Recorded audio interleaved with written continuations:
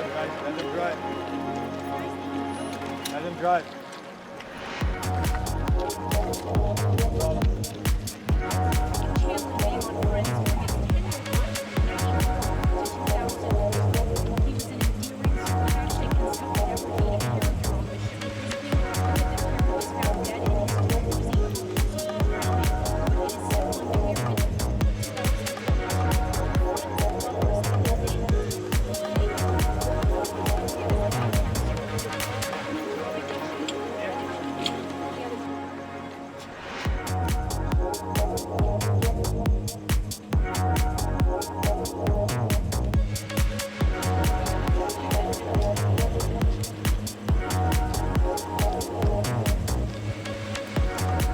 Buprenorphine and the ketamine were likely used in appropriate settings. What was inappropriate in this case was, or potentially inappropriate in this case, is the additional doses of ketamine or the use of ketamine outside of what may have been prescribed or doses that may have been prescribed.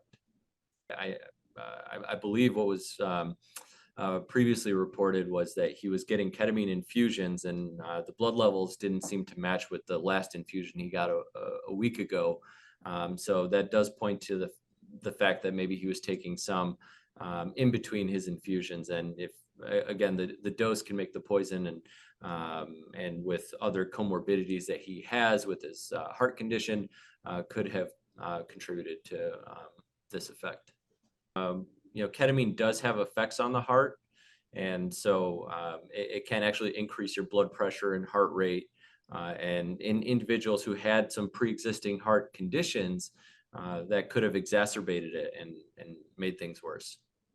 That ketamine can actually increase the neuroplasticity in the brain, which are the ability to kind of form new neurons and new connections to other parts of the brain, and may disrupt certain brain circuits that are dysregulated in conditions like depression or addiction disorders.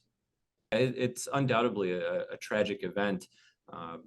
I think it does lead one to always advocate for good clinical and medical care be taken in the appropriate setting, where doses and response to any adverse effects can be treated and promptly addressed.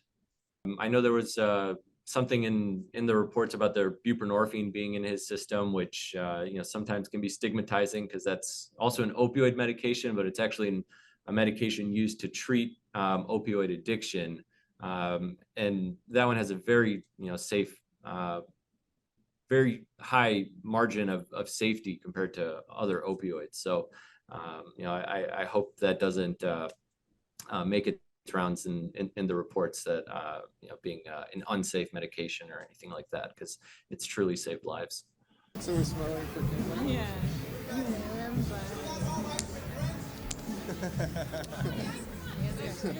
No, nothing special. No, yeah, we had a really good idea that this had a very good shot at least having a chance at being successful, and then just from the script, and then when we found out where NBC was putting it on the lineup, we just said, if somebody's going to mess this up, it's going to be us, and so let's not. And hopefully we haven't. There you go. But we haven't. So there you go. All right, very good.